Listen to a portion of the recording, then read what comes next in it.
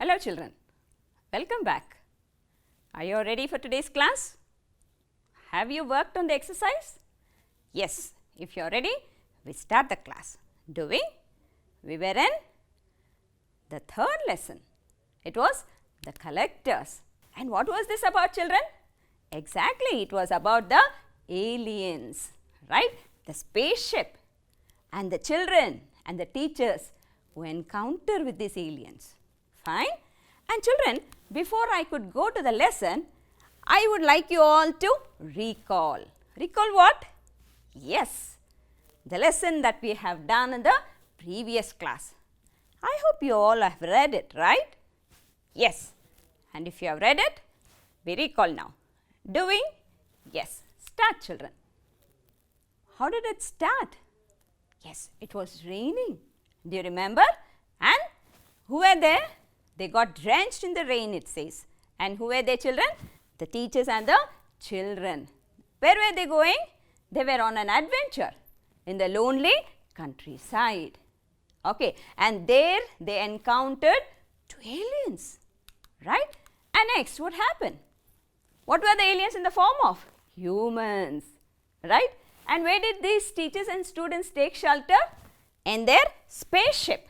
But could they find out it was their spaceship? No, it looked like a house. They mistook their spaceship because as it looked like a house. And next, children, it was raining. And what did Mr. Hunt say? He said, hey, no, we are not going to that house. What next? Very good. What did he quote telling? I have not seen this last summer. Previous summer I was here. I have not seen this. There was no house here at all. What happens next? I want you to list out the unusual things in the house. Shall we start listing? Yes? Correct. The kitchen looked very empty. And later, children, there were no plates, no pots and pans. Fine? And very good. The cupboards and the fridge were also empty. Is it not? And I want you to list out the unusual feature of Mrs. Brown. How did she look like? Are you listing? Good. She looked very odd. In each hand she had 7 fingers. Exactly. Her eyes were all in one color. She did not have the black spot. And children, they spoke a foreign language. What next? Pete opens the larger cupboard, right? And what does he find there? The children found a lot of electronic equipments. And, okay, there were dials, digital readouts and colored lights. Is it not? And what did the children think? Everyone planned to escape. The children thought of escaping. So, what did they plan? Why did they want to escape? Yes, they saw all these unusual things and they were scared. They were panicked. And they also noticed Pete happens to go and see the teacher, right? And he notices that the teachers were in the sitting room, but they were not moving. They were staring blank and they looked as though they were drugged. And children, how did the children try to escape? Yes, very good. They tried opening the back door. But did it open? No, it did not. And later, they tried smashing the glass of the window pane. Right? How did they try to smash it? Using Mr. Hunt's walking stick. And did it give way? No, it was as strong as steel. Yes, children. Very good. You all tried recalling. Yes, children. Good. Now, what do? We go to the next part of the sentence. We had stopped asking what next. Shall we continue? Yes, children. Will you all listen? I want you all to listen. Open your textbooks on page 50. The conversation starts from Mrs. Brown. Recall? Did you open the page? Textbook on your first language English textbook, page number 50. Yes, children, I want you also to have a notebook and a pen in your hand. Are you ready? Listen. They begin to crowd towards the kitchen door when Mrs. Brown comes in with a tray of drinks.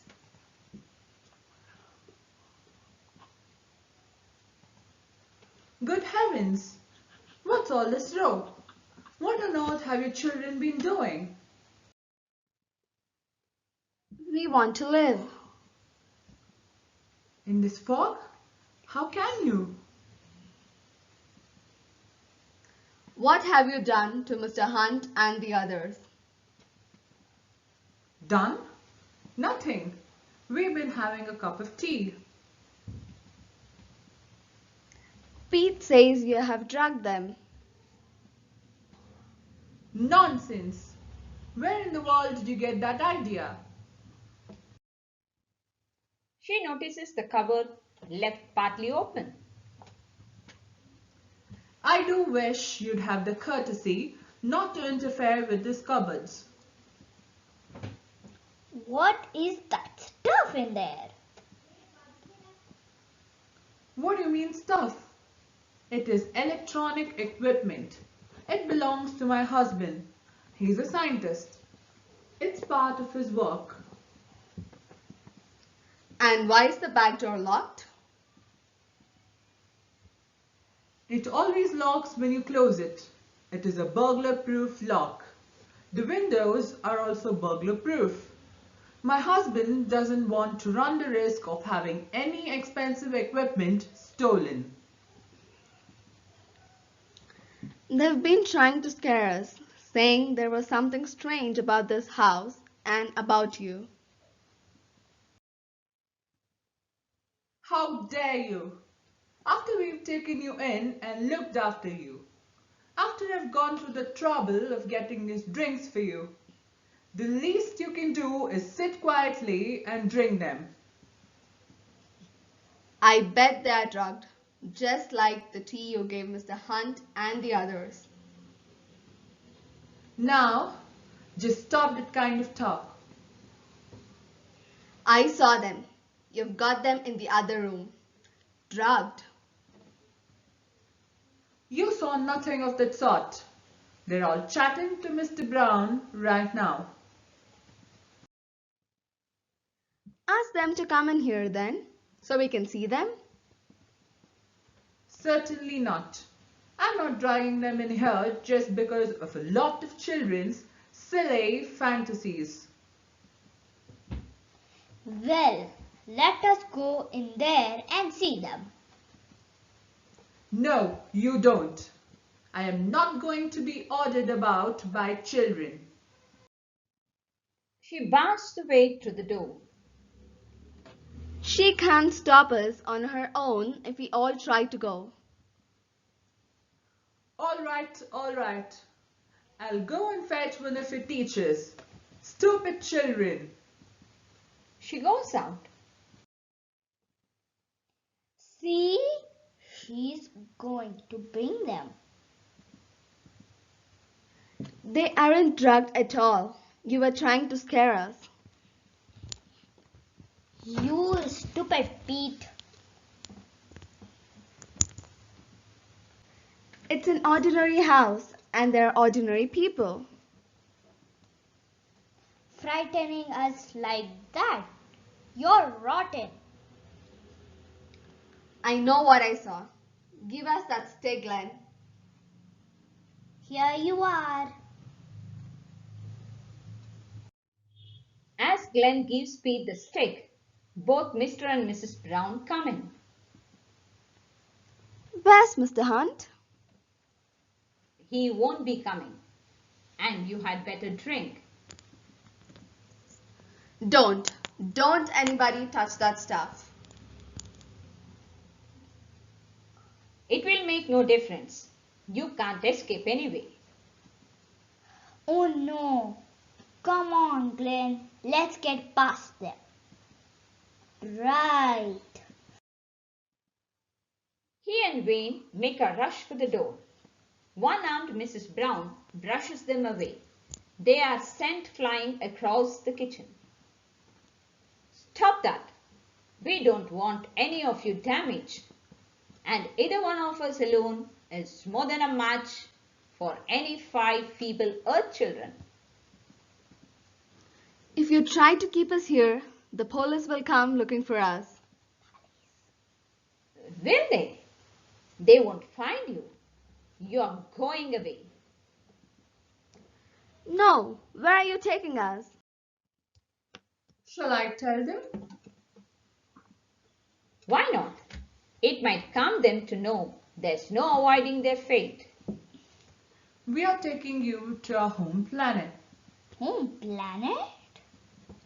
You're not from Earth. You're aliens. Exactly. But you're human. You look like human. We can take on any shape we wish. For a time. So can our spaceship. At the moment, as you have seen, it looks like an earth house. Very useful for our mission. In a few moments, we shall convert it to a spaceship again and return to our normal shape.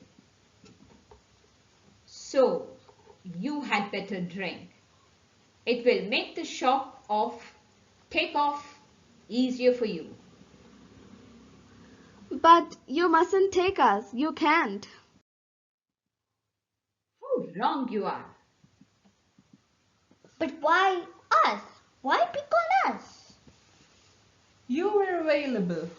We collect creatures from other worlds like you. Why? What for?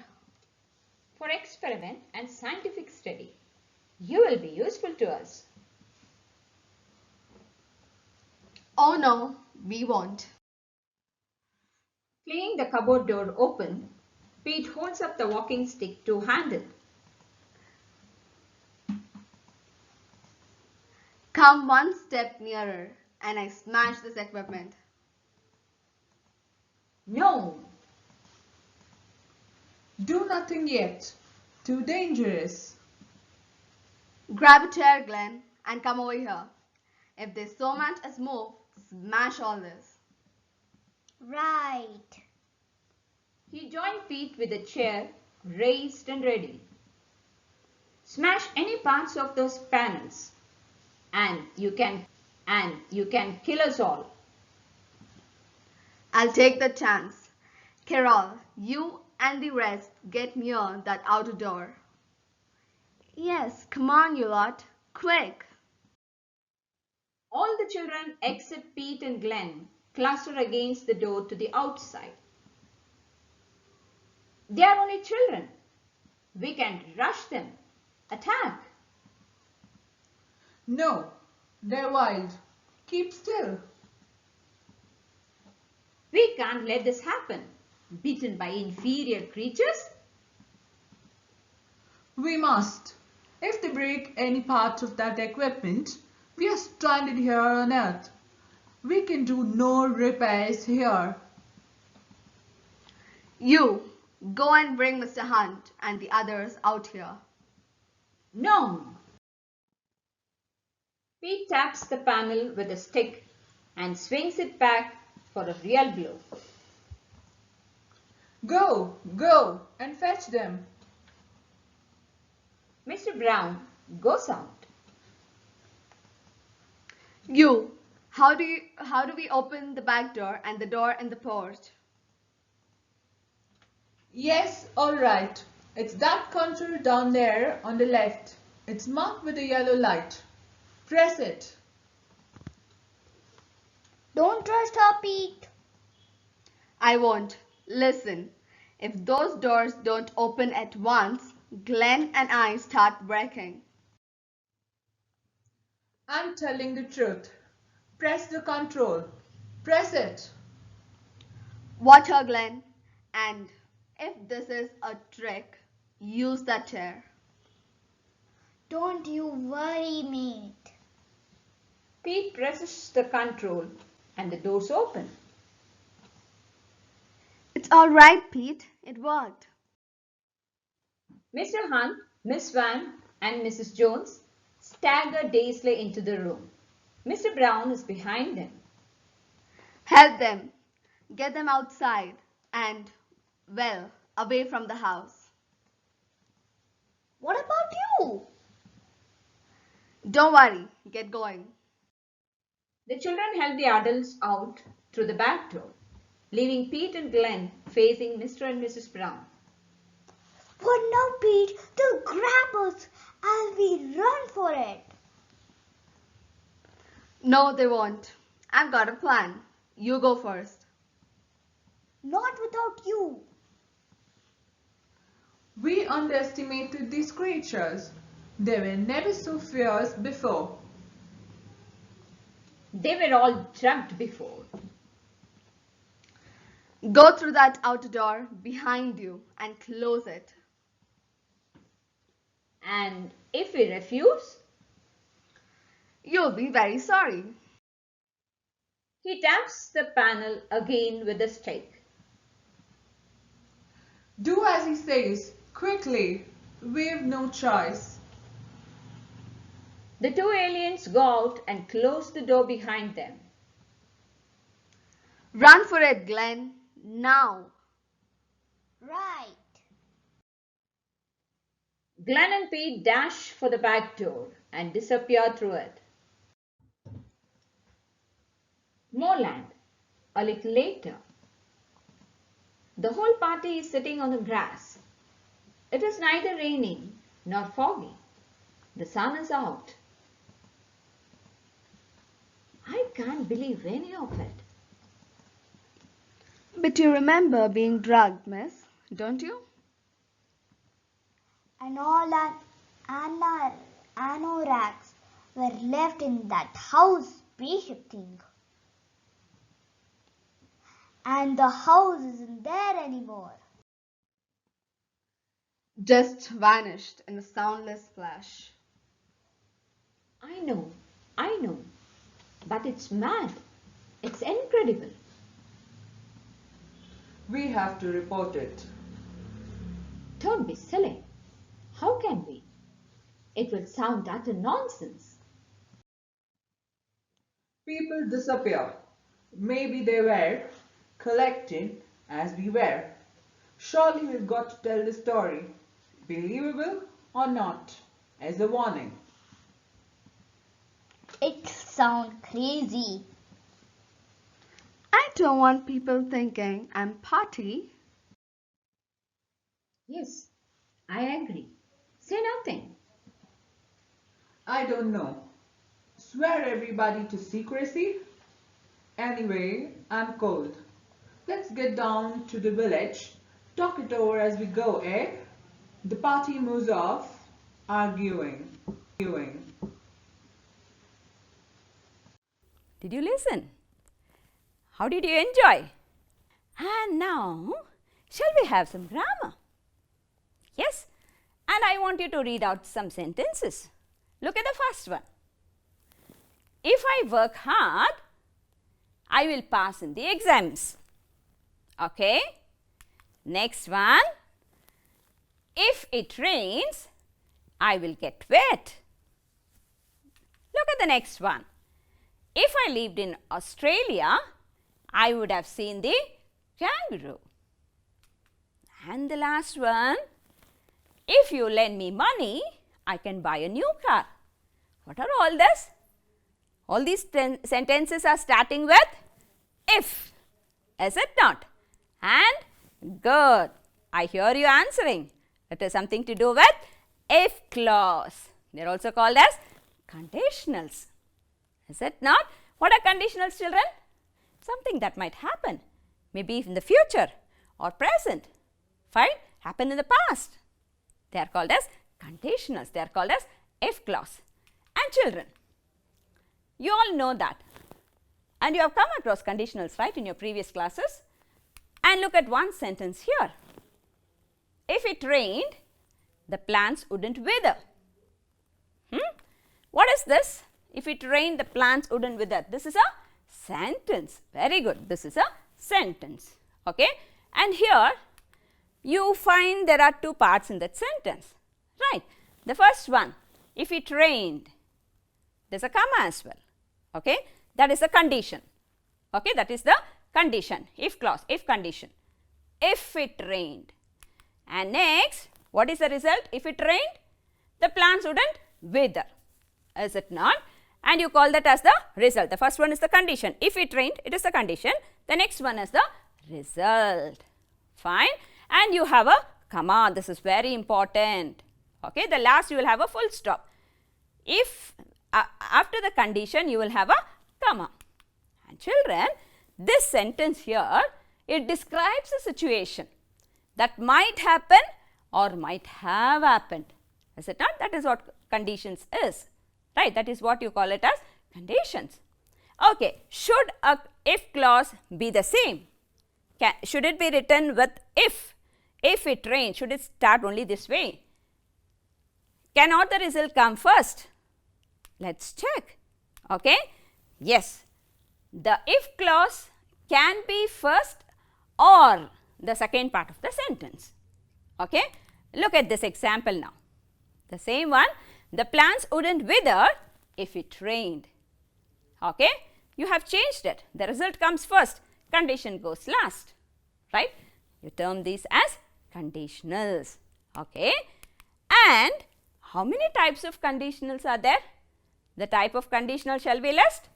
The first one is zero conditional, first conditional, second conditional, and the third conditional.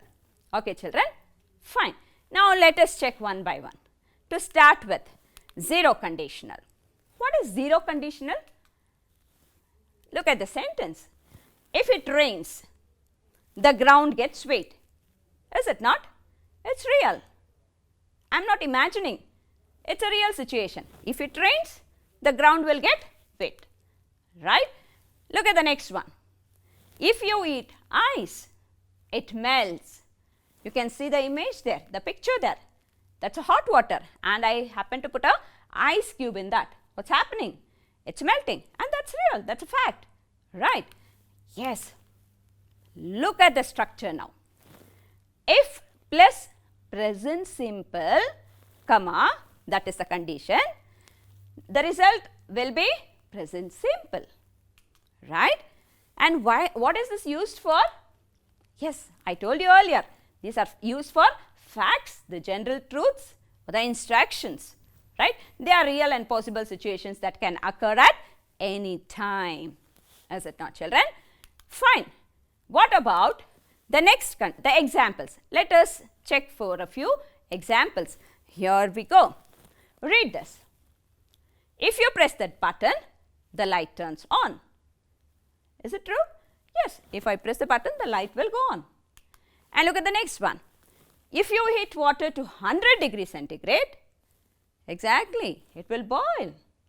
You have read it in your science textbook as well, right?